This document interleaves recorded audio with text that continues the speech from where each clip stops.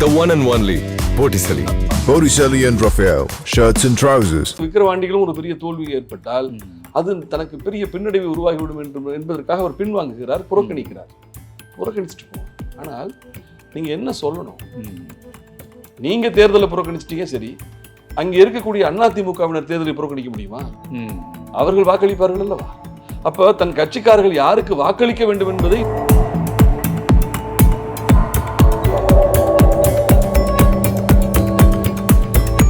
அதிமுக புறக்கணிக்கிறது என்று சொன்னால் அதிமுகவினுடைய தொண்டர்களும் புறக்கணிக்கிறது என்று சொல்ல வேண்டும். வகிக்கிற அளவு எடப்பாடி சந்திரகுப்த மௌரியர் உள்ள சாணக்கியன் அவருக்கு ஒரு வியூகம்லாம் ஒன்றும் டெபாசிட் போச்சுங்கிறாங்க, நாம் தமிழருக்கு கீழேங்கிறாங்க, பாஜகவுக்கு பின்னாடிங்கிறாங்க, 5000 ஓட்டு வாங்குங்கன்னு சொல்றாங்க. நான் எப்படி பொறுமையாக இருப்பேன்? ஆக மொத்தத்தில் அதிமுகவினுடைய இரட்டை இலை வாக்குகளை பொது ஏலத்திற்கு கொண்டு வந்து நிறுத்திய புண்ணியவன் சொல்லுங்க. திமுகவுக்கு குலசாமி எடப்பாடி பழனிசாமி. புதிய தலைமுறை நேயர்களுக்கு வணக்கம். இன்று நம் சிறப்பு நேர்காணலில் நம்முடன் ஓபிஎஸ் அணியின் கொள்கை பரப்பு செயலாளர் திரு மருதழகராஜ் அவர்கள் இருக்காங்க. உங்ககிட்ட பேசுற பல விஷயங்கள் இருக்கும், வாங்க நிகழ்ச்சிக்கு போகலாம். வணக்கம் சார். விக்கிரவாண்டி இடைத்தேர்தல் பல்வேறு விஷயங்கள் தொடர்ச்சியாக நடந்துட்டு இருக்கு. குறிப்பா பாத்தீங்கன்னா பாமகவோட அந்த பேனர்ல மறைந்த முதல்வர் ஜெயலலிதா அவர்களோட படம் பயன்படுத்துறாங்க, போஸ்டர்ஸ்ல பயன்படுத்துறாங்க. அதுவே ஒரு பெரிய விவாதமா மாறிட்டு இருந்தது. பாமக புது வியூகத்தை கையில் எடுக்கிறாங்க அப்படின்னு சொன்னாங்க. ஏவாவேல் எம்ஜிஆரை இது பண்ணி பேசினார், பெருமையா பேசினாரு, அவர் எங்க கட்சியில தான் இருந்தாரு அப்படின்னு பேசினாரு. இந்த மாதிரியான விவாதங்களை நீங்க எப்படி பார்க்குறீங்க? அனைத்து இந்திய அண்ணா திராவிட முன்னேற்ற கழகத்தினுடைய பிரதான அணி என்று சொல்லக்கூடிய எடப்பாடி தலைமையில இருக்கக்கூடிய அந்த கணி இந்த தேர்தலை புறக்கணித்து விட்டது. ஆனால் என்டிஏ தேசிய ஜனநாயக கூட்டணிகள் அங்கம் பெற்றிருக்கக்கூடிய பாமக போட்டியிடுகிறது. அந்த தேசிய ஜனநாயக கூட்டணி என்று சொல்லக்கூடிய என்டிஏல அண்ணன் ஓபிஎஸ் இருக்கிறார்.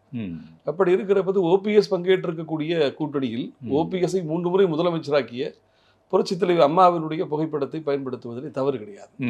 இன்னொன்று, அனைத்து இந்திய அதிமுகவினுடைய அரசியல் வாழ்க்கையில் வெகு காலங்கள் கூட்டணி வைத்திருந்த ஒரு இயக்கம் என்று சொன்னால் பாமக தான். அந்த தேர்தலை போட்டியிடக்கூடிய நாம் தமிழருக்கும் அதிமுகவுக்கும் சம்பந்தம் இல்லை. திமுக பிரதான எதிரி. ஆனால் பல தேர்தல்களிலே தோழமை உணர்வு கொண்டு அதிமுகவோடு இணக்கமான உறவு கொண்டிருந்த இயக்கம் பாமக.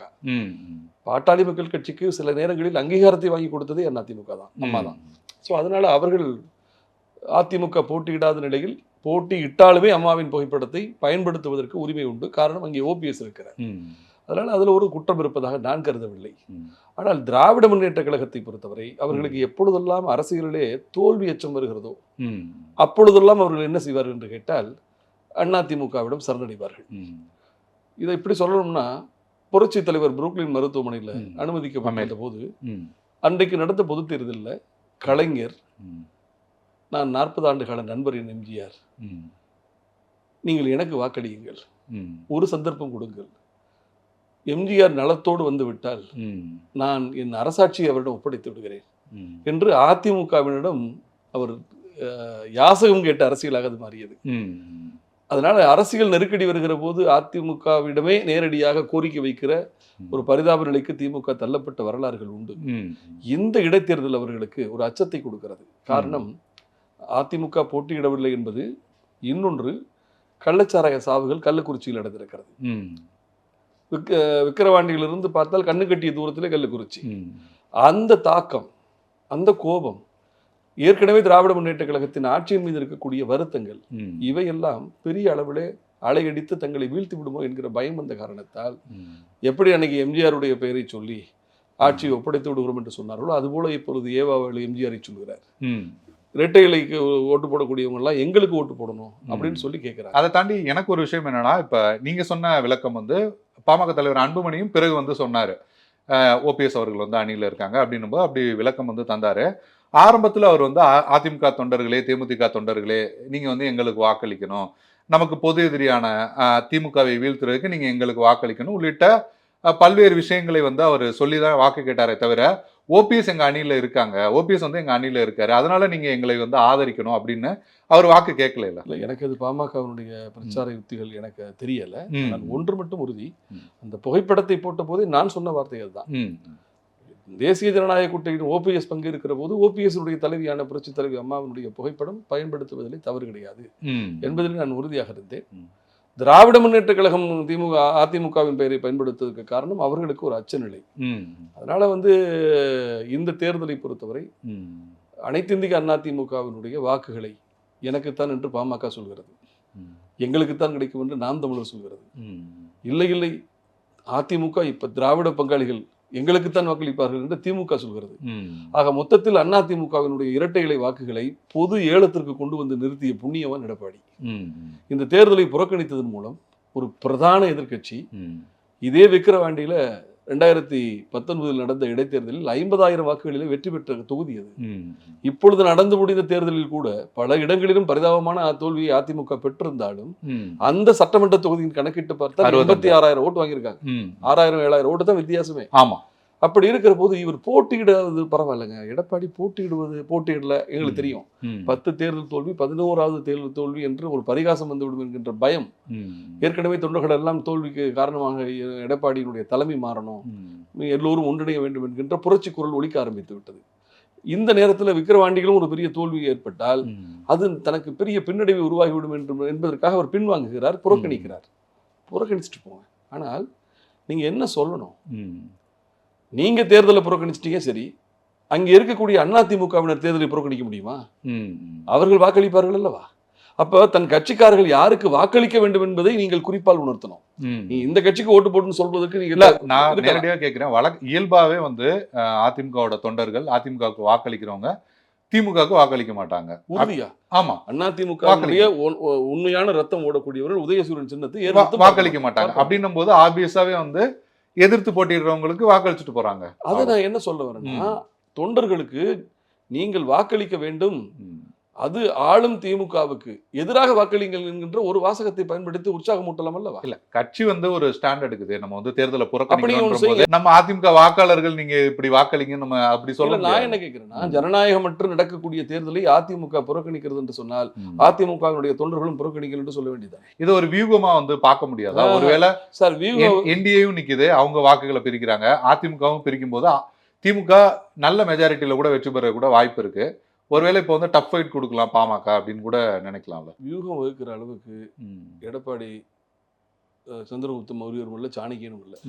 அவருக்கு ஒரு வியூகம்லாம் ஒன்றும் தெரியாது. அவர் வியூகம்லாம் இருந்திருந்தால் அம்மா ஒப்படைத்து விட்டு போன 43% உள்ள கட்சியை 37 நாடாளுமன்ற உறுப்பினர்களை 134 சட்டமன்ற உறுப்பினர்களை கொண்ட ஒரு பொக்கிஷத்தை கையில் ஒப்படைத்து விட்டு போனார். இன்றைக்கு அதிமுகவுடைய நிலை என்ன? ஆட்சியை இழந்து, சரிபாதி சட்டமன்ற உறுப்பினர்களை இழந்து, மொத்த நாடாளுமன்ற உறுப்பினர்களையும் இழந்து, 43% இருந்த அதிமுகவின் வாக்கு வங்கியை 20% கொண்டு வந்து நிறுத்தி 15 இடங்களிலே 3வது இடம், 8 இடங்களிலே கட்டுத்தொகை டெபாசிட் போச்சு. நான் கன்னியாகுமரியில் வாக்கு பதிவான வாக்குகள் நாடாளுமன்றத்தில் 10,62,000 ஓட்டு. அதிமுக பெற்றிருக்கும் ஓட்டுகள் வெறும் 41,000. சட்டமன்றத்தில் 92,000 ஓட்டு காங்கிரஸ் வாங்கியிருக்கு. 2ஆம் இடத்துல பாஜக 50,000 வாக்கு. ஆமா. ஆனால் வெறும் 5,000 ஓட்டு வாங்கியிருக்குது நாம் தமிழருக்கு அடுத்து. அதை விட கேவலம் 2 முதலமைச்சர்களை முன்மொழிந்த ஆண்டிப்பட்டி, தேனி பாராளுமன்ற தொகுதிக்கு உட்பட்ட ஆண்டிப்பட்டி சட்டமன்ற தொகுதியில, பெரியகுளம் சட்டமன்ற தொகுதியில வாக்குச்சாவடி எண் 309 அதிமுகவுக்கு விழுந்த ஓட்டுகள் 1 ஓட்டு. இப்படிப்பட்ட ஒரு நிலையை வந்ததற்கு பிறகு இவர் சொல்கிறார், நாங்கள் 1% ஓட்டு கூட வாங்கியிருக்கோம். ஆக என்னை பொறுத்தவரை இவருக்கு அரசியலும் தெரியவில்லை, கணக்கும் தெரியவில்லை, இலக்கியம் தெரியவில்லை, அரசியல் புரியவில்லை. திராவிடம் என்று சொன்னால் அது புராணம் என்று சொன்னார் அல்லவா? திராவிடம் என்பதற்கு அர்த்தம் கேட்டபோது அது புராணம், அதுக்கு எனக்கு தெரியாதுன்னு போனார். குவைத்தில் 50 பேர் செத்து விட்டான், 7 தமிழர்கள் இறந்து போனார்கள் என்று சொன்ன உடனே இவர் துபாயில் இறந்தவர்களுக்கு இரங்கல் என்று அறிக்கை சொல்லிட்டு இருந்தார். நான் ஏன் இதை சொல்கிறேன்னு சொன்னால், இல்ல ஒரே ஒரு தகுதிக்கு மீறிய இருக்கை உங்களுக்கு கிடைச்சிடலாம் கரி, ஆனால் அந்த தகுதியை வளர்த்து கொள்வதற்கு வாய்ப்பு இருக்குல்ல, முயற்சிக்கலாம் இல்லவா?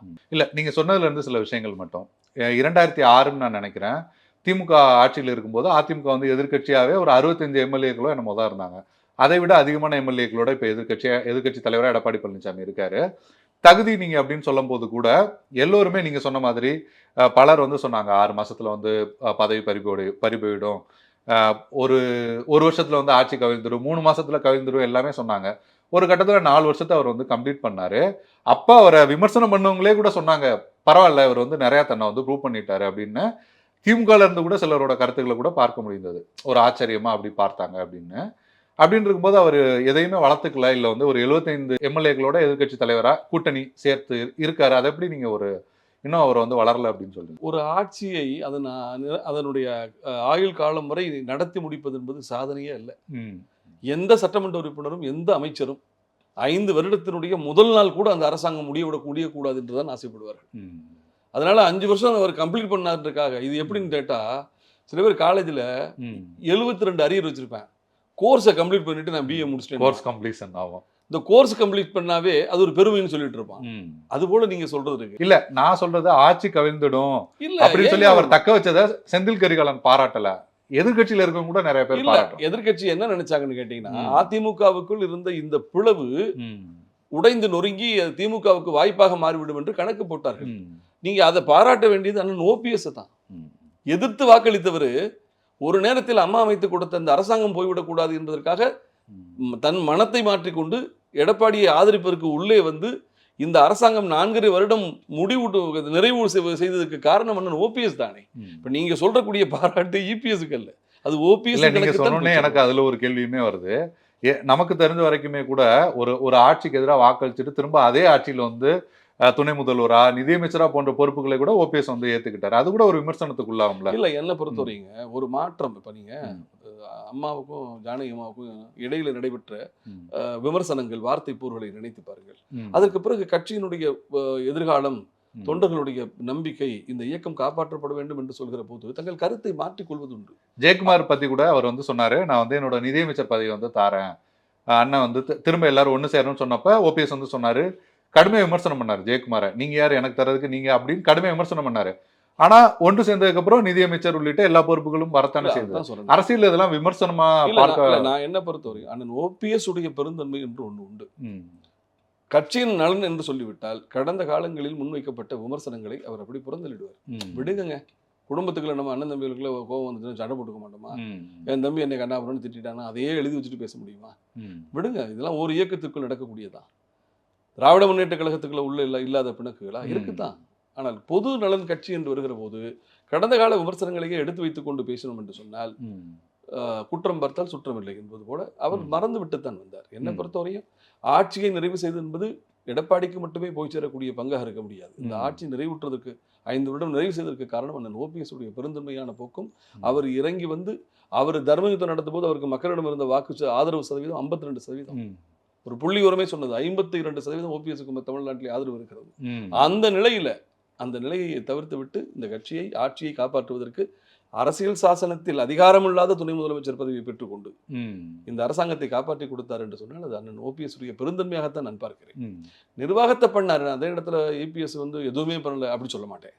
அவருடைய நான் ஆரம்பத்தில் பல தொகுதிகளில் சொல்லியிருக்கேன், அவருடைய அரசாங்கத்தில் ஊழலை கழித்து விட்டு பார்த்தால் பல நிர்வாக சிறப்புகள் இருந்தது. குடிமராமத்து பணியாக இருக்கட்டும், நீராதாரங்களை பெருக்கியதாக இருக்கட்டும், அத்திக்கடவு அவிநாசி திட்டமாக இருக்கட்டும், நீட் என்கிற 7 எதிர்கொள்வதற்கு அரசு பள்ளி மாணவர்களுக்கு இந்த 7.5 கம்ப்ளீட் பண்ணதாக இருக்கட்டும். இப்போ அதே மாதிரி சிறப்பு வேளாண் பாதுகாக்கப்பட்ட வேளாண் மண்டலமாக இந்த ஈத்தேன்ல இருந்து படகு விவசாயத்தை பாதுகாத்ததாக இருக்கட்டும், சொல்லி கொண்டு போகலாம். நிறையவே செஞ்சார். 11 மெடிக்கல் காலேஜ் கொண்டு வந்தார்.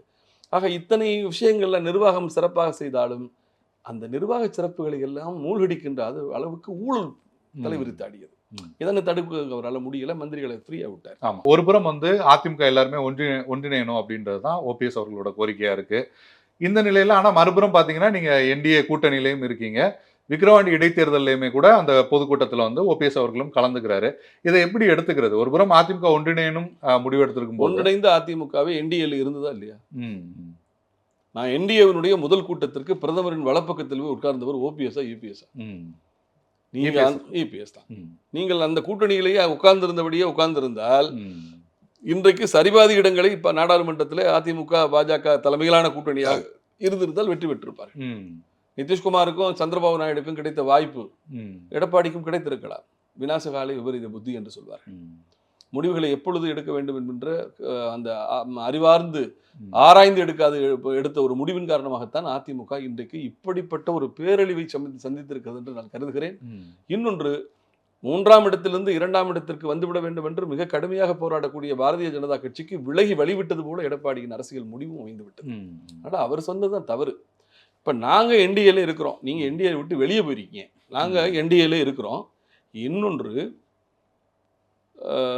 கட்சி ஒன்றாவதற்கு ஏறத்தாழ நீங்கள் எடுத்துங்க, அதிமுகவினுடைய அரசியல் வரலாற்றில் இந்த இயக்கத்திற்காக நீண்ட காலம் உழைத்தவர்கள். இப்போ திருமதி சசிகலா அவங்க எடுத்துங்க, கிரீடங்கள் பிற சுமக்க சிலுவை அவர் சுமந்தவர், மறுக்க முடியுமா? நாடாளுமன்ற உறுப்பினர், சட்டமன்ற உறுப்பினர், முக்கியமான ஒரு அதிகாரம் ஆதாயங்கள் எல்லாம் அடைந்தவர்கள் யாரோ. ஆனால் அவர் முதல் வரிசையில் உட்கார்ந்து கைத்தட்டியதை தவிர அவர் வேற எதையும் செய்யல. புரட்சித் தலைவி அம்மா அவர்களோடு இருந்து அதிகாரம் போனால் என்னம்மா, நாங்கள் போயஸ் தோட்டத்துக்கு வேலைக்காரனா இருப்போம், துணிந்து வச்சு போடுவோம்னு சொன்னவர்கள் எல்லாம் பார்த்துருக்குறோம். திரு கண்ணப்பன், ரகுபதிலாம் ஆட்சி போன அதிகாரம் அடுத்த வினாடிகள் திமுகவுக்கு போயிட்டாங்க. ஆனால் எந்த நிலையிலும் சிபிஐ விசாரணையா, சிறை கூடமா, எதுவாக இருந்தாலும் அதிமுகவை விட்டு அகலாத பெண்மணியாக இருந்தவர் திருமதி சசிகலா. அவர் இந்த இயக்கத்திற்கு பிறர் கிரீடங்கள் சுமக்க அவர் சிலுவை சுமந்தவர். அவர் இன்னைக்கு சொல்றாரு, நான் அரசியலிருந்து விலகிதான் போனேன், இவர்கள் நல்ல விதமாக அந்த கட்சியை நடத்தி அம்மா கண்ட கனவுகளுக்கு எல்லாம் நிறைவேற்றும் விதத்தில் இந்த இயக்கத்தை வைத்திருந்தால் நான் மறுபடியும் களத்திற்கு வந்து இந்த கட்சியை காப்பாற்ற வேண்டும் என்ற நிலை வந்திருக்காது. இப்ப நான் பார்க்கிறேன், இந்த கட்சி என் கண் முன்னே சிதறுகிறதை பார்க்கிற போது வேதனையா இருக்கு. டெபாசிட் போச்சுங்கிறாங்க, நாம் தமிழருக்கு கீழேங்கிறாங்க, பாஜகவுக்கு பின்னாடிங்கிறாங்க, 5000 ஓட்டு வாங்குங்கன்னு சொல்றாங்க. நான் எப்படி பொறுமையாக இருக்க முடியும்? எனவே எல்லோரையும் நான் ஒன்றுபடுத்த விரும்புகிறேன் என்று திருமதி சசிகலா சொல்கிறார். அண்ணன் ஓபிஎஸ் என்ன சொல்றாரு? கட்சியை கைப்பற்றுவதை விட காப்பாற்றுவது முக்கியம். தயவு கூர்ந்து ஒன்றுபட்டால் நம்ம பிடி திறந்து போகுமே என்று நினைக்காதீங்க. ஆமா, எல்லோரும் ஒண்ணு சேர்ந்து இந்த கட்சியை காப்பாத்திடுவோம். தனி குச்சியை ஈஸியா உடைச்சிடலாம், ஒற்றை குச்சியை ஒடிப்பது சுலபம், கற்றை குச்சியை முறிப்பது கடினம். அதனால எல்லோரும் சேர்ந்தோம்னா அது பலமாகும் அப்படின்னு ஓபிஎஸ் சொல்றாரு. அண்ணன் பன்ருட்டியார் சொல்றாரு, ஒன்றாகுதல் வேண்டும், இல்லை என்று சொன்னால் அதிமுகவுக்கு மிக பெரும் சிக்கல் ஏற்படும்னு பன்ருட்டி அனுபவம் வாய்ந்த ஒருவர் சொல்றாரு. ஐநாவுக்கு அனுப்பப்பட்ட முதல் தமிழர். அடுத்தது தனி கட்சி நடத்தக்கூடிய திரு டிடிவி தினகரன் சொல்றாரு, அதிமுக ஒன்றுபடவில்லை என்று சொன்னால் அதன் எதிர்காலம் மிக பெரும் கேள்விக்குறியாகிவிடும், பேர் ஆபத்தை சந்திக்குங்கிறாரு. அடுத்து கேசி பழனிசாமி எல்லோரையும் விமர்சனம் பண்ணிட்டு இருக்காரு, ஒருங்கிணைப்பு குழு, அவர் கூட ஒருங்கிணைப்பு குழு என்று ஒன்று அமைத்து எல்லோரையும் ஒன்று சேர்க்கணுங்கிறாரு. இப்படி எல்லோருடைய இலக்கும் ஒன்றாகுதல் என்று சொல்லுகிற போது எடப்பாடி மட்டும் சொல்கிறார், திமுக தொடர்ந்து ஜெயிக்க வேண்டும், நாங்கள் தொடர்ந்து தோற்க வேண்டும், ஒன்றாகுதல் கூடாதுங்கிறார். இதை தொண்டை எப்படி சார் பார்ப்பான்? களத்துல அதிமுக என்பது ஒன்றாக நின்ற தொண்டன் இன்றைக்கு அமமுக, ஓபிஎஸ் அணி, சின்னமாணி, எடப்பாடி அணி என்று அணிகளாக பிரிந்திருக்கிறார்கள். திராவிட முன்னேற்ற கழகம் ஆனந்த கூத்தாடுகிறது. என் எதிரி, என் பகைவன் சிதறி கிடக்கிறான். நாங்கள் அரித்மேட்டிக்னு சொல்லக்கூடிய அரசியலை கடந்து கூட்டணி கணக்கிலேயே நாங்கள் வெற்றி பெற்று கொண்டே இருப்போம். எங்கிட்ட காங்கிரஸ் இருக்கு, எங்கிட்ட மைனாரிட்டி ஓட்டு இருக்கு, எங்கிட்ட விடுதலை சிறுத்தைகள் இருக்கு, எங்கிட்ட 2 கம்யூனிஸ்ட் இருக்கு. இது போதாதா எங்களுக்கு? கூடவே டார்ச் லைட்டை பிடிச்சிட்டு இருந்தது கமலஹாசனும் வந்து விட்டார். ஆக எங்கள் கூட்டணியும் நாங்கள் விசாலப்படுத்தி விட்டோம், எதிர்கட்சி சிதறி கிடக்கிறது, என்றைக்கும் நாங்கள் தான் அது ஆளுங்கட்சி என்று திமுக சொல்கிறது என்று சொன்னால், இப்ப நீங்க சொல்லுங்க, திமுகவுக்கு குலசாமி எடப்பாடி பழனிசாமி தானே. இந்த இடத்துல எதிர்கட்சி தலைவராக மதிநுட்பத்தோடு என்ன யோசிக்கணும்? பகைவனினும் மேலானதா உட்பகை? இது வள்ளுவன் கேட்கிறான். உனக்கு பகை பெரிதா, உன் சகோதர பகை பெரிதா, உட்பகை பெரிதா, பகை பெரிதான்னு சொன்னா பகைதான் பெரிது. இவன் உன் உடன் பிறந்தவன், உன் சகோதரன், அவன் உன்னிடம் உரிமை கேட்கிறான். ஆனா உட்பகையை சரிப்படுத்திக்கிட்டு எதிரியை வீழ்த்துவதுதான் ஒரு நல்ல தலைமைக்கு அழகு. ஆனா அவர் திமுக கடுமையா விமர்சனம் பண்ணிட்டு தான் இருக்காரு. உண்ணாவிரத போராட்டம் எல்லாம் நடந்தது, நீங்க பார்த்திருப்பீங்க. அது சகோதரர், இந்த நாடாளுமன்ற தேர்தலில் 40 தோல்வி, அந்த ரிசல்ட் வந்துட்டு இருக்கும் போதே கீழே உள்ள தொண்டர்லாம் ஒண்ணு சேரணும் பேச ஆரம்பிச்சிட்டான். எடப்பாடியால இனிமே சரியா வராதுங்க. கள்ளக்குறிச்சி விஷயம்லாம் பாத்தீங்கன்னா எடப்பாடி பழனிசாமி தான் தீவிரமா. இல்ல, அதுதான் நான் சொல்றேன். அதாவது எல்லா இடத்திலும் ஒற்றுமை வேண்டும். எடப்பாடிக்கு தலைமை தகுதி இல்லை. அதாவது வலிமை மிக்க இயக்கத்தை எடப்பாடியின் தகுதியற்ற தலைமை வீழ்த்துகிறது. வளர்ப்பதற்கு கடினமே ஆனாலும் பாஜகவை அண்ணாமலையின் திறமை வளர்க்கிறது. ஆக ஒரு கட்சியின் நிலைமையை அந்த கட்சியின் தலைமையும் அந்த தலைமையின் திறமையும் தான் தீர்மானிக்கிறது. அதனால நீங்க எடப்பாடியால் அந்த கட்சியை வழிநடத்த முடியாதுங்க, எல்லாரும் ஒன்று சேர்ந்து தாங்க முடியும் அப்படின்ற கருத்து மேலவங்களுடைய உடனே இவர் அதை தடுப்பதற்கு என்ன பண்றாரு, என்னடா அப்படின்னு பாக்குறாரு. டப்புன்னு ஒரு கையில் எடுத்த ஆயுதம் தான் கருப்பு சட்டை. அந்த கருப்பு சட்டையை போட்டுக்கிட்டு சட்டமன்றத்தில் குரல் கொடுக்குறாரு. கள்ளச்சாராயத்தில் செத்துட்டாங்க. நீங்கள் ஆட்சி நடத்திய போதும் கள்ளச்சாராய சாவுகள் நடந்தது. உங்கள் ஆட்சிகளும் நீங்கள் தொலைக்காட்சியில் பார்த்து தெரிந்து கொண்ட துப்பாக்கி சூடும் நடந்தது தூத்துக்குடியில். ஆக நான் ஏன் சொல்ல வரேன்னா, ஒரு சம்பவத்திற்காக அந்த ஆட்சியே போக வேண்டும் என்று சொன்னால், ஒரு ஆட்சியை போக வைப்பதற்கு ஒரு சம்பவத்தை உருவாக்கினால் போதும் அல்லவா? நான் கேட்குற முடியும் சொல்லுங்க. ஒரு இடத்தில் துப்பாக்கி சூடு அல்லது ஒரு கள்ளச்சாராய சாவு, அதனால அந்த ஆட்சி ராஜினாமா பண்ணிட்டு போகணும்னு சொன்னால், ஒரு ஆட்சியை போக வைக்கிறதுக்கு தேர்தலுக்கெல்லாம் போக வேண்டாம். ஒரு சம்பவத்தை உருவாக்கி விட்டாலே போதும் அல்லவா?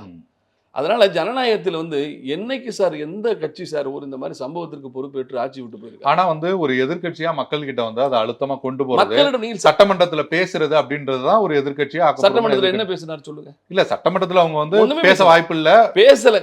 விமர்சனம் வைக்காமல் வெளியே ஓடி வருவதற்கு ஒரு வாய்ப்பு, வெளிநடப்பு இல்ல. அவங்க பேசுறதுக்கு நேரம் கேட்டாங்க, முடிஞ்சோன்னு என்ன பேசுறது? அப்படி நேரம் கிடைத்தவர் என்ன பேசியிருக்காரு? பொங்கல் பையில ஊழல்னு சொல்லி போன முறை எல்லாம் பேசினாரு. நீதிமன்றம் போனாரா? வழக்கு போட்டாரா? அல்லது இவர் மீதான வழக்குகளை ஏதாவது? ஆனா ஓபிஎஸ் சட்டமன்றத்துக்கே போகல. இப்ப சட்டமன்றத்துல அதாவது 3 முறை முதலமைச்சராக இருந்தவர் எங்கே அமர வேண்டும் என்கின்ற முடிவை எடுக்கின்ற தனி உரிமை எனக்கு இருக்கிறது. அவர் 3 முறை முதலமைச்சராக இருந்தவர். அவரை கொண்டு போய் கடைசி வரிசையில் உட்கார வைக்க முடியாது. அவர் எங்கே உட்கார வைக்கணும்னு எனக்கு தெரியுங்க. சொன்னது சபாநாயகர் அப்பா. சரியா? அதற்கு பிறகு வள்ளுவர் கூட்டத்திலே ஒரு ஆர்ப்பாட்டத்தை நடத்தி எடப்பாடி கடுமையாக பேசுறாரு. பேசினவுடன் முதலமைச்சர் அடுத்த நாள் சட்டமன்றத்தில் எழுந்து,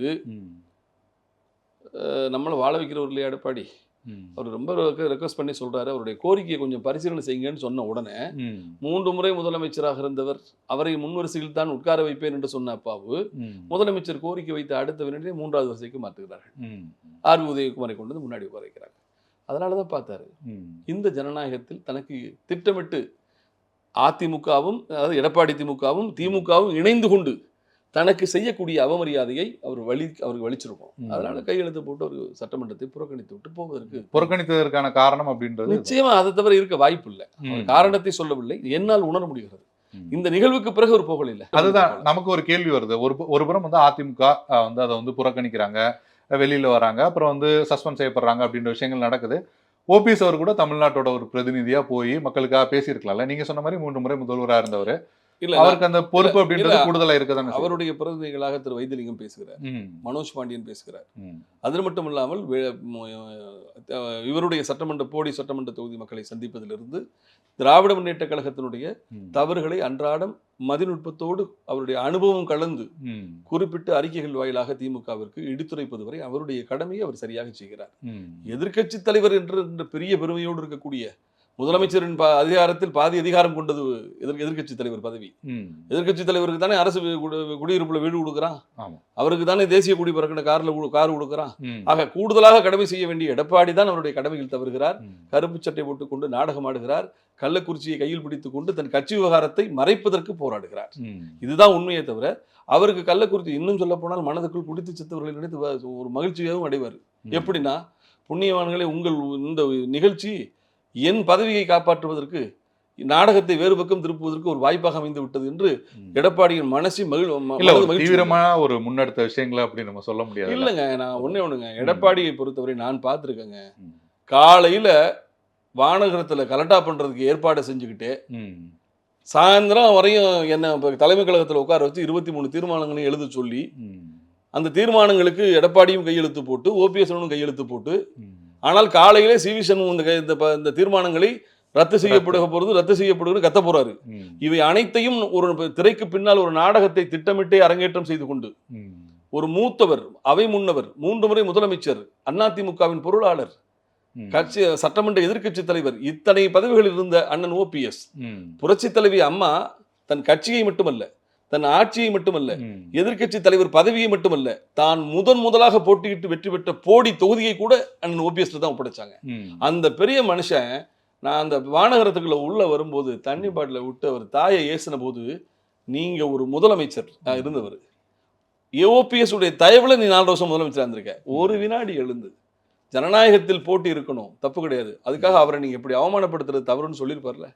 நான் ஏன் இதை சொல்றேன்னு சொன்னீங்கன்னா, மனிதநேயம் கொண்டவராக நீங்கள் எடப்பாடியை பார்க்காதீங்க. நீங்கள் கொடநாடு சம்பவம் தொடங்கி அவருடைய அரசியல் வாழ்க்கையை நீங்கள் ஒப்பிட்டு பார்த்தீர்கள் என்று சொன்னால் மனித நேயத்திற்கும் நாகரிகத்திற்கும் பண்பாட்டுக்கும் அரசியல் நாகரிகத்திற்கும் அப்பாற்பட்ட வாழ்க்கை எடப்பாடியின் அரசியல் வாழ்க்கை என்பதில் நான் உறுதியாக இருக்கிறேன். 90% பணிகள் முடிவடைந்து விடுச்சு. அதிமுக வந்து மீண்டும் வந்து எல்லாரையும் ஒன்றிணைக்க அப்படின்னு சசிகலா அவங்க சொல்றாங்க. ஆனா பொதுவா எல்லோரும், நானுமே உங்ககிட்ட பல டைம் கேட்டிருப்பேன், வைக்கிற விமர்சனம் என்னன்னா, முதல்ல ஓபிஎஸ், டிடிவி, சசிகலா நீங்க முதல்ல ஒண்ணு சேருங்க, அதற்கு பிறகு வந்து சொல்லுங்க அப்படின்ற விமர்சனங்கள் முன்வைக்கிறாங்கல்ல. மீண்டும் கேட்க வேண்டிய சூழ்நிலை வந்து நீங்க தம்பி செந்தில் கரெக்டான கேள்விதான் அது. அதற்கு ஒரே பதில் தான் சொல்லணும். இவர்கள் முதலிலே முன் சேர்ந்தார்கள் என்று சொன்னார்.